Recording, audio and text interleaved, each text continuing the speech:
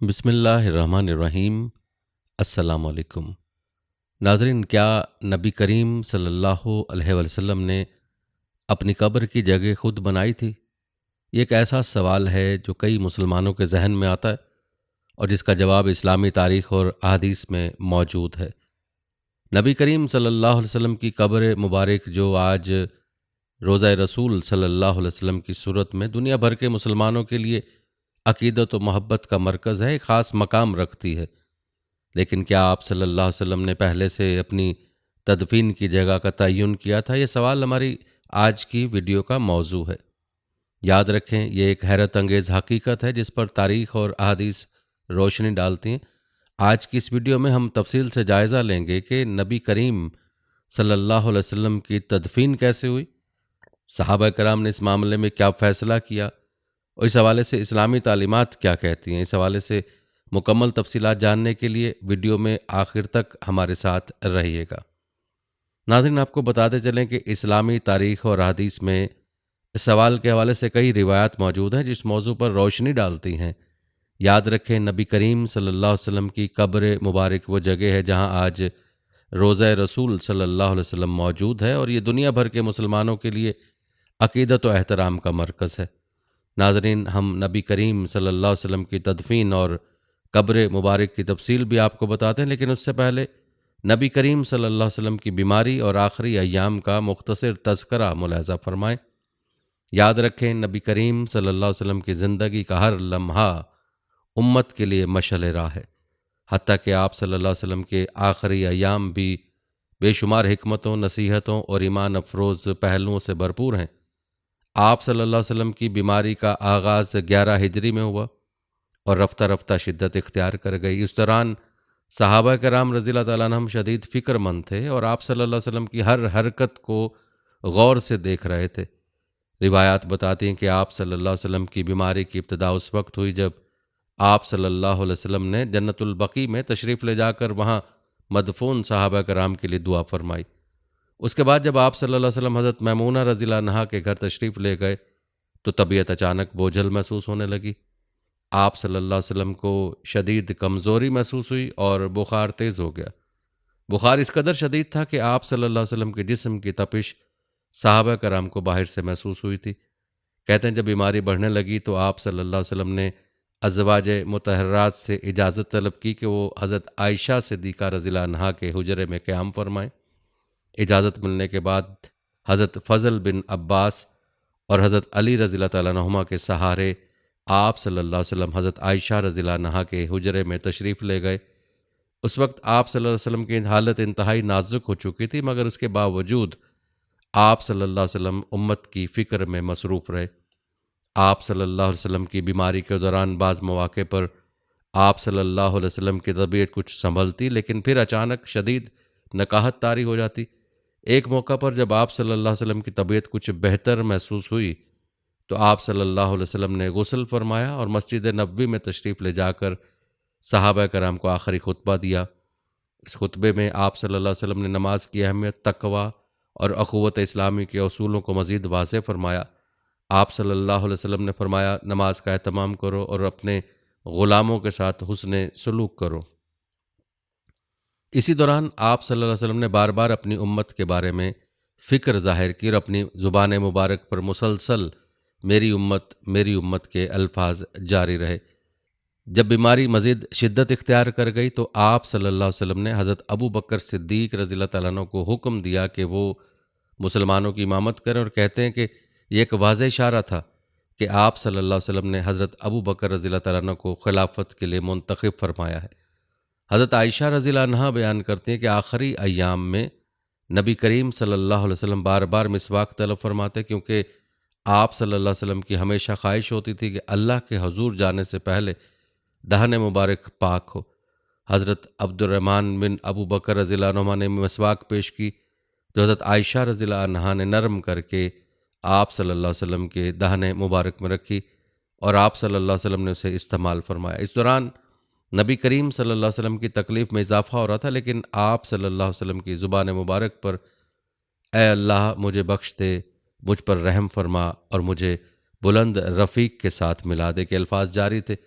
یاد رکھیں، آپ صلی اللہ علیہ وسلم کی پوری زندگی اللہ کی رضا کے لیے وقف تھی، اور آپ صلی اللہ علیہ وسلم کا آخری وقت بھی اسی جذبے کی عکاسی کرتا ہے۔ یہی وہ مبارک لمحات تھے جب دنیا کی سب سے عظیم ہستی اپنے رب کی طرف روانہ ہونے کے قریب تھی، اور امت کے لیے فکر اور دعائیں آپ صلی اللہ علیہ وسلم کے آخری لمحات کا حصہ تھیں۔ روایت بتاتے ہیں کہ اس دوران نبی کریم صلی اللہ علیہ وسلم نے بار بار پانی مانگتے اور اپنے چہرہ مبارک پر ہاتھ پھیرتے، گویا شدید تکلیف کے عالم میں بھی صبر اور رضا کا پیک کرتے۔ اسی دوران حضرت جبرائیل علیہ السلام حاضر ہوئے اور آپ صلی اللہ علیہ وسلم کو اللہ کا پیغام پہنچایا کہ اب دنیا سے رخصت ہونے کا وقت قریب آ گیا ہے۔ آپ صلی اللہ علیہ وسلم کو اختیار دیا گیا کہ اگر چاہیں تو دنیا میں کچھ مزید وقت گزاریں، لیکن آپ صلی اللہ علیہ وسلم نے الرفیق الاعلیٰ کو اختیار فرمایا، یعنی اللہ کے قرب کو دنیا پر ترجیح دی۔ یوں آپ صلی اللہ علیہ وسلم کی روح مبارک 12 ربیع الاول 11 ہجری دوپہر کے وقت حضرت عائشہ رضی اللہ عنہا کی گود میں قبض کر لی گئی۔ حضرت عائشہ رضی اللہ عنہا فرماتی ہیں، نبی کریم صلی اللہ علیہ وسلم کا سر مبارک میرے سینے اور حلق کے درمیان تھا، اور اسی حال میں آپ صلی اللہ علیہ وسلم کی روح مبارک قبض ہوئی۔ بخاری میں ہے، کہتے ہیں جب آپ صلی اللہ علیہ وسلم کا وصال ہوا تو حجرہ مبارک میں سکوت طاری ہو گیا۔ حضرت عائشہ رضی اللہ عنہا نے بے اختیار کہا، ہائے میرے نبی، ہائے اللہ کے رسول۔ مسجد نبوی میں یہ خبر پہنچی تو صحابہ کرام پر قیامت ٹوٹ پڑی۔ حضرت عمر رضی اللہ تعالیٰ عنہ شدت غم سے بے قابو ہو گئے اور کہنے لگے، جو کہے گا کہ رسول اللہ صلی اللہ علیہ وسلم کا وصال ہو گیا، میں اس کی گردن اڑا دوں گا۔ آپ صلی اللہ علیہ وسلم دنیا سے نہیں گئے بلکہ اللہ کی طرف اٹھا لیے گئے ہیں۔ لیکن حضرت ابو بکر صدیق رضی اللہ تعالیٰ عنہ تشریف لائے، نبی کریم صلی اللہ علیہ وسلم کے رخ انور سے چادر ہٹائی، ماتھے پر بوسہ دیا اور فرمایا، میرے ماں باپ آپ پر قربان، اللہ کی قسم آپ پر کبھی موت نہیں آئے گی جو 2 موتوں کا مزہ چکھے۔ پھر آپ رضی اللہ تعالیٰ عنہ نے اعلان فرمایا، جو محمد صلی اللہ علیہ وسلم کی عبادت کرتا تھا وہ جان لے کہ محمد صلی اللہ علیہ وسلم وفات پا چکے ہیں، اور جو اللہ کی عبادت کرتا تھا وہ جان لے کہ اللہ ہمیشہ زندہ ہے، اسے کبھی موت نہیں آئے گی۔ یہ سن کر صحابہ کرام رضی اللہ عنہم کو یقین ہو گیا کہ نبی کریم صلی اللہ علیہ وسلم کا وصال ہو چکا ہے، اور مسجد نبوی میں ہر طرف رونے کی آوازیں گونجنے لگی۔ ناظرین، یہ تھا مختصر تذکرہ نبی کریم صلی اللہ علیہ وسلم کے آخری وقت کا۔ جب آپ صلی اللہ علیہ وسلم کا وصال ہو چکا، تب آپ صلی اللہ علیہ وسلم کی تدفین کے وقت یہ سوال پیدا ہوا کہ آپ صلی اللہ علیہ وسلم کی قبر مبارک کہاں ہوگی، اور کیا نبی کریم صلی اللہ علیہ وسلم نے اپنی قبر کی جگہ اپنی زندگی میں بتائی تھی یا نہیں۔ اس حوالے سے حضرت عائشہ رضی اللہ عنہا بیان کرتی ہیں کہ جب نبی کریم صلی اللہ علیہ وسلم کی روح مبارک قبض ہوئی تو صحابہ کرام رضی اللہ عنہم کے درمیان یہ سوال پیدا ہوا کہ آپ صلی اللہ علیہ وسلم کو کہاں دفن کیا جائے، چونکہ اس سے پہلے کسی نبی کی تدفین کے متعلق کوئی واضح حکم موجود نہیں تھا، اس لیے مختلف آراء سامنے آئیں۔ بعض صحابہ کی رائے تھی کہ نبی کریم صلی اللہ علیہ وسلم کو جنت البقیع میں دفن کیا جائے، کیونکہ وہاں پہلے ہی کئی صحابہ اور اہل مدینہ دفن کیے جا چکے تھے۔ کچھ صحابہ نے یہ رائے دی کہ آپ صلی اللہ علیہ وسلم کو مسجد نبوی میں دفن کیا جائے، تاکہ امت کے لیے ہمیشہ کے لیے آسانی رہے کہ وہ مسجد کے قریب آ کر آپ صلی اللہ علیہ وسلم کی قبر مبارک کی زیارت کر سکیں۔ کہتے ہیں ان آراء کے درمیان حضرت ابو بکر صدیق رضی اللہ تعالیٰ عنہ نے وہ حدیث مبارکہ بیان کی جو انہوں نے نبی کریم صلی اللہ علیہ وسلم سے خود سنی تھی۔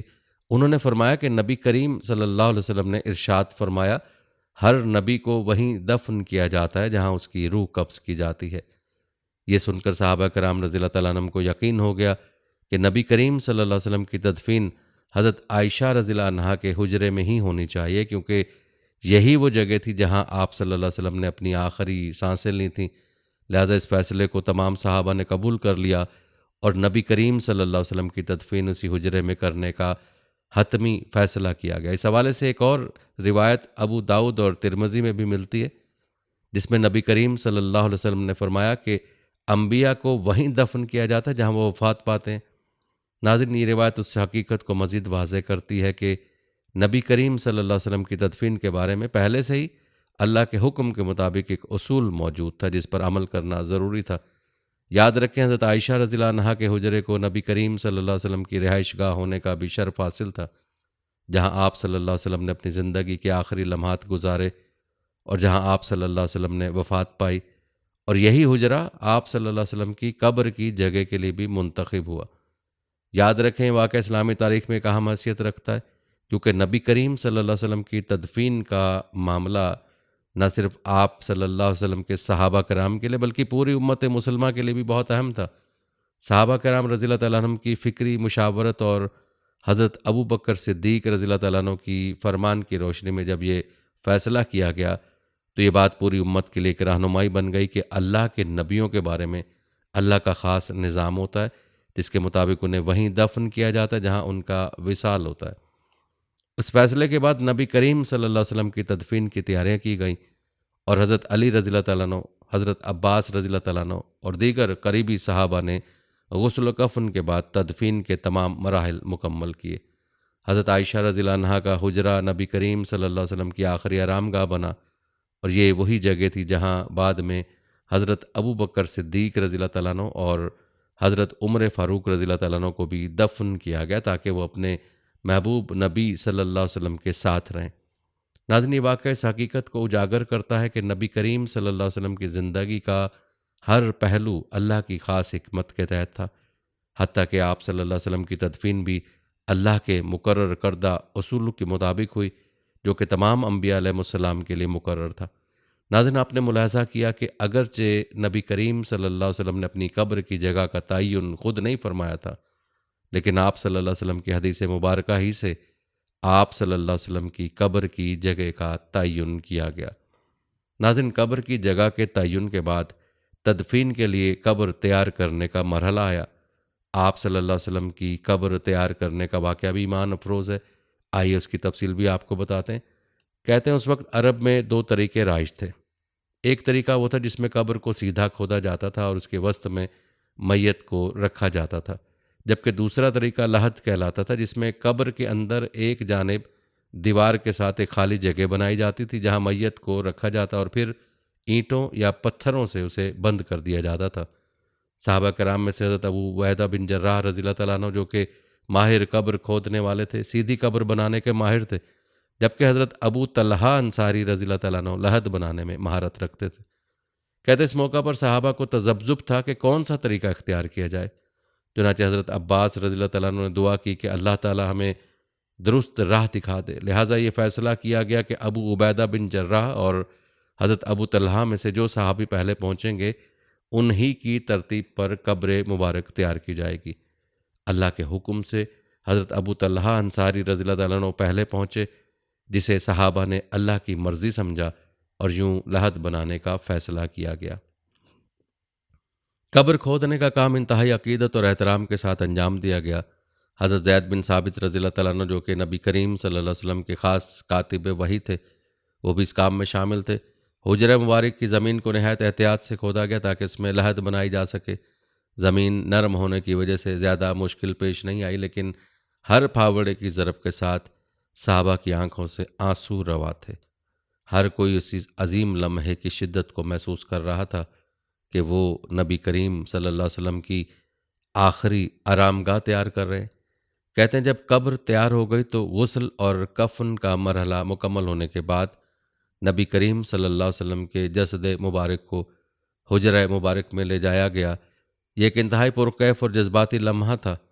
آپ صلی اللہ علیہ وسلم کو قبر میں اتارنے کی سعادت حضرت علی رضی اللہ تعالیٰ عنہ، حضرت عباس رضی اللہ تعالیٰ عنہ، حضرت فضل بن عباس رضی اللہ تعالیٰ عنہ اور حضرت قاسم بن عباس رضی اللہ تعالیٰ عنہ کو نصیب ہوئی۔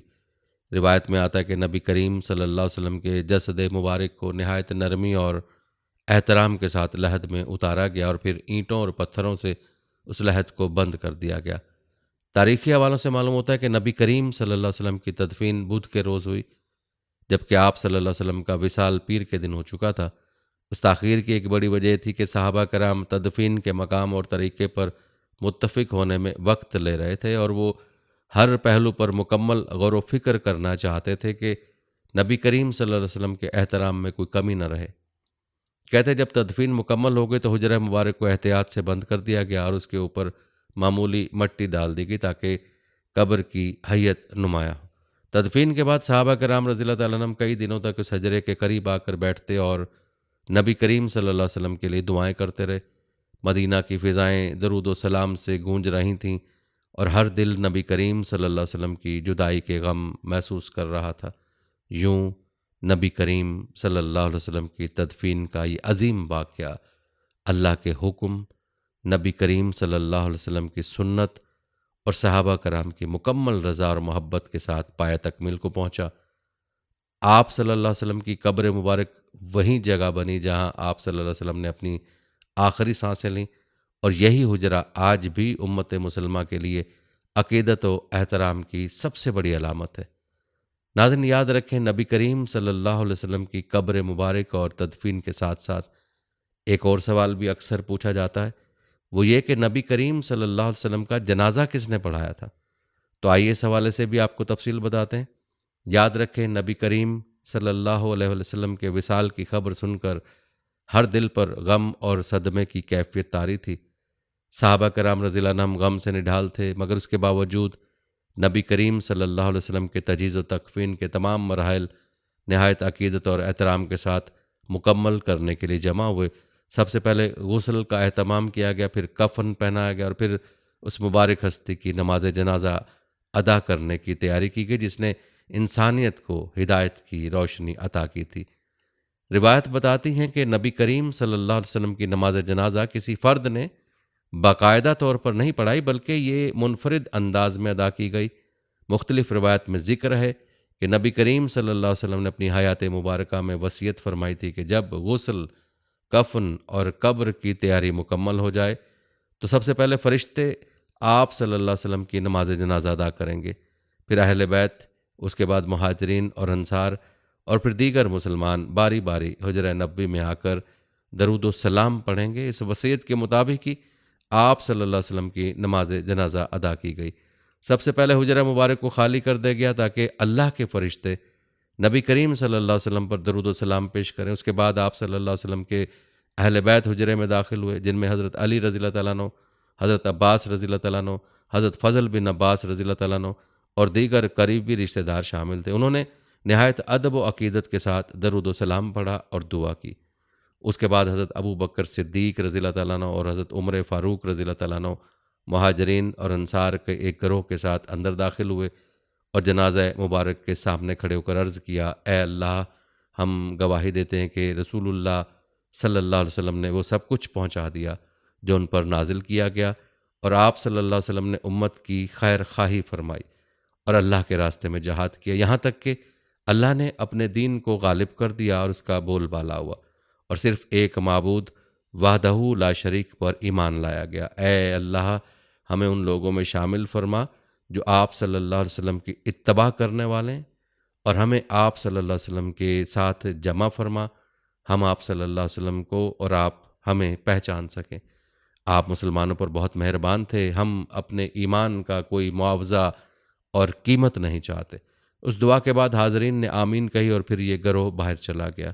اس کے بعد دوسرا گروہ حجرہ نبوی میں داخل ہوا، نبی کریم صلی اللہ علیہ وسلم پر درود و سلام پڑھا اور دعا کی۔ اس طرح صحابہ کرام گروہ در گروہ حجرہ نبوی میں داخل ہوئے اور ہر کوئی باری باری صلاۃ و سلام پڑھ کر باہر نکلتا رہا۔ جب تمام مرد صحابہ کرام رضی اللہ عنہم نماز جنازہ سے فارغ ہو گئے تو اس کے بعد خواتین نے اسی ترتیب سے حجرہ مبارک میں حاضر ہو کر درود و سلام پیش کیا۔ خواتین کے بعد بچوں کو اندر آنے کی اجازت دی گئی اور انہوں نے بھی نبی کریم صلی اللہ علیہ وسلم پر درود و سلام پڑھا۔ پھر غلاموں کو بھی اجازت دی گئی کہ وہ حجرہ نبوی میں آ کر اپنے آقا و مولا نبی کریم صلی اللہ علیہ وسلم پر درود و سلام پیش کریں۔ ناظرین، یہی وہ منفرد طریقہ تھا جس کے ذریعے نبی کریم صلی اللہ علیہ وسلم کی نماز جنازہ ادا کی گئی۔ کسی ایک شخص کو امامت کے لیے مقرر نہیں کیا گیا اور نہ ہی جماعت کی شکل میں نماز جنازہ ادا کی گئی، بلکہ ہر فرد نے تنہا حجرہ نبوی میں داخل ہو کر درود و سلام پیش کیا اور دعا کی۔ اس طریقے کی تصدیق حضرت عباس رضی اللہ تعالیٰ عنہ کی اس روایت سے بھی ہوتی ہے، جس میں آپ رضی اللہ تعالیٰ عنہ فرماتے ہیں جب نبی کریم صلی اللہ علیہ وسلم وصال فرما گئے تو پہلے مردوں کو حجرہ نبوی میں داخل کیا گیا، انہوں نے بغیر کسی امام کے انفرادی طور پر درود و سلام پڑھا، پھر عورتوں کو داخل ہونے کی اجازت دی گئی، انہوں نے بھی درود و سلام پڑھا، پھر بچوں کو اور آخر میں غلاموں کو داخل ہونے کی اجازت دی گئی، اور سب نے فرداً فرداً نبی کریم صلی اللہ علیہ وسلم پر درود و سلام پیش کیا۔ یاد رکھیں یہ طرز عمل ایک غیر معمولی اور منفرد نماز جنازہ تھی جو کسی اور نبی یا کسی اور شخصیت کے لیے نہیں دہرائی گئی۔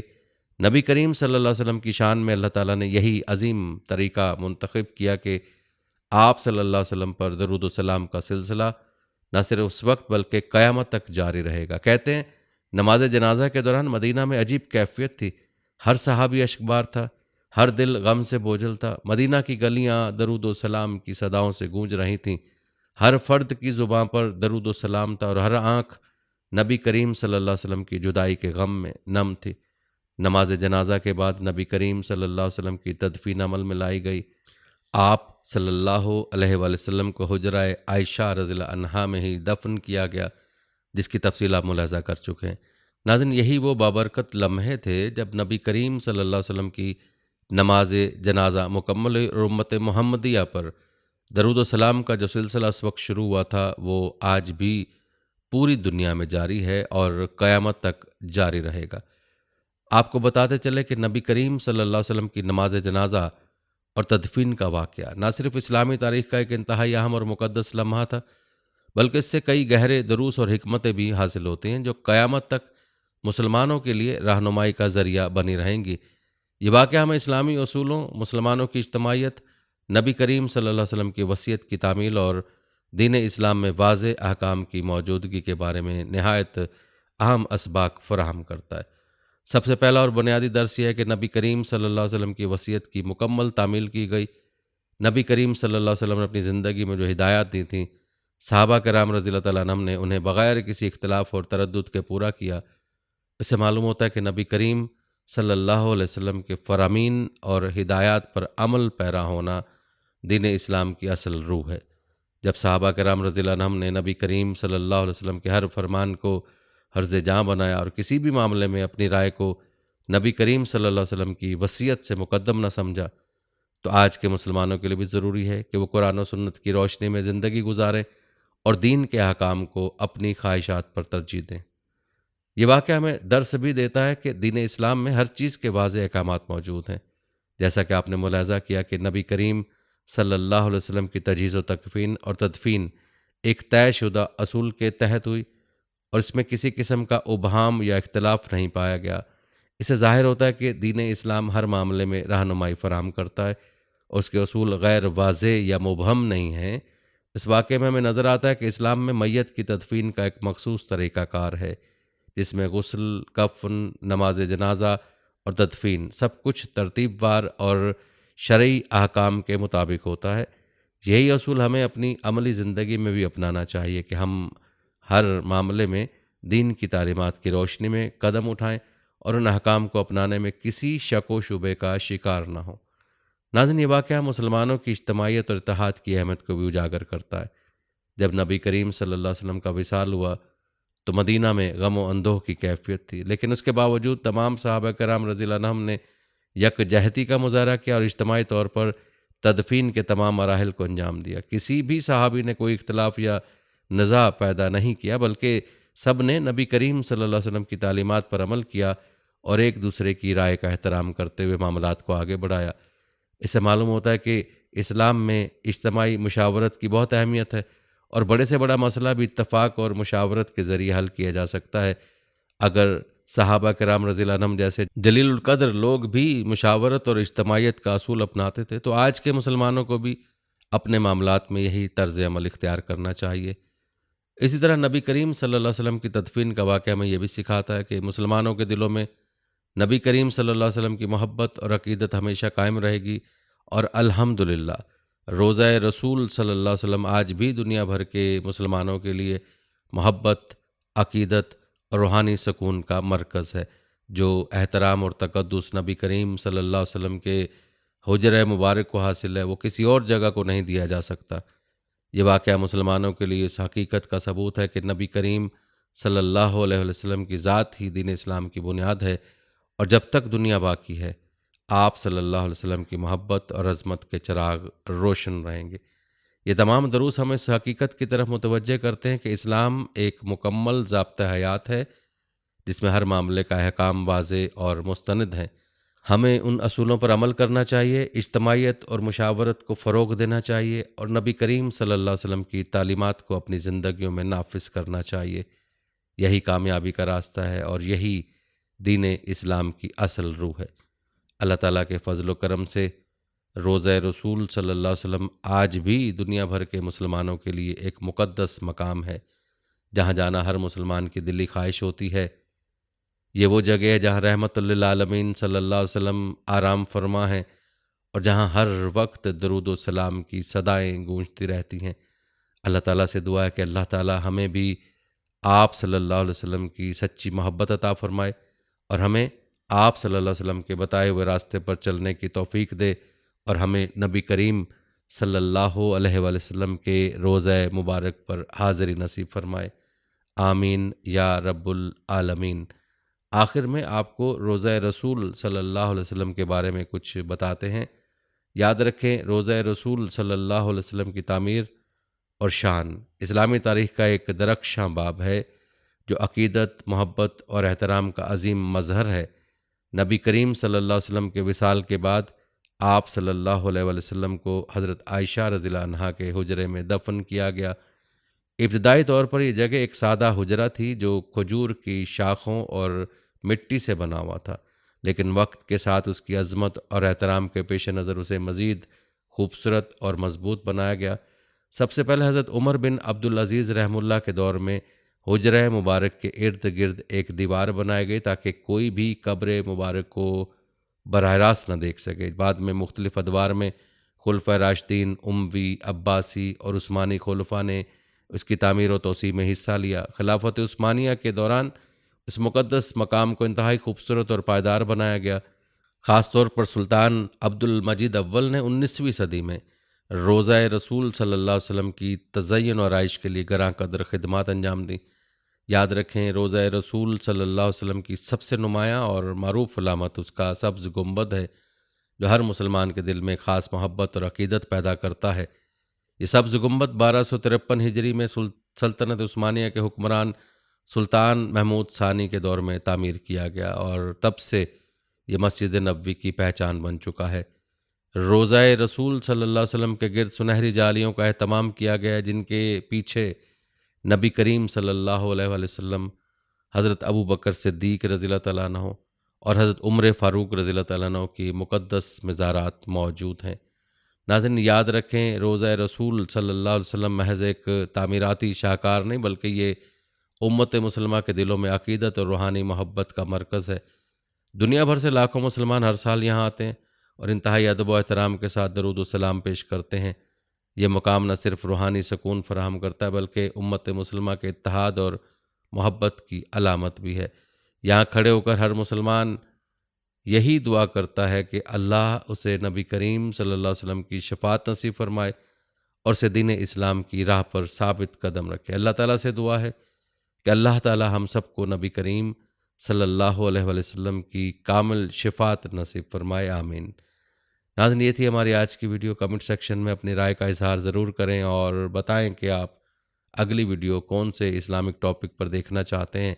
آپ کی قیمتی رائے ہمارے لیے بہت اہمیت رکھتی ہے اور جانے سے پہلے ویڈیو کو شیئر ضرور کیجیے گا۔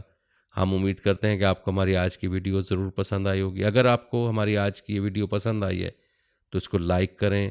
آخر میں ان لوگوں سے ایک بار پھر درخواست ہے کہ ہمارے چینل کو ضرور سبسکرائب کر لیں جنہوں نے ابھی تک ہمارا چینل سبسکرائب نہیں کیا ہوا۔ سبسکرائب کے ساتھ لگے گھنٹی کے بٹن کو بھی ضرور کلک کریں تاکہ آپ کو ہمارے آنے والی مزید ویڈیوز کا نوٹیفیکیشن بر وقت ملتا رہے۔ اللہ تعالیٰ آپ کو اپنی حفظ و امان میں رکھے، آمین۔